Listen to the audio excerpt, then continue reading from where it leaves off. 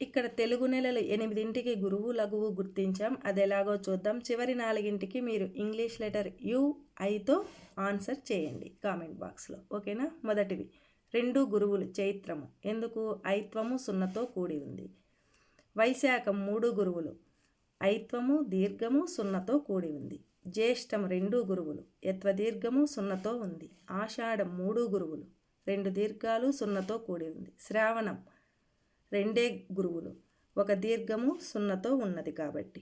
భాద్రపదం సంయుక్తాక్షరానికి ముందున్న అక్షరము ప్లస్ దీర్ఘం ఉంది కాబట్టి బా గురువు, సున్నతో ఉంది కాబట్టి దం గురువు.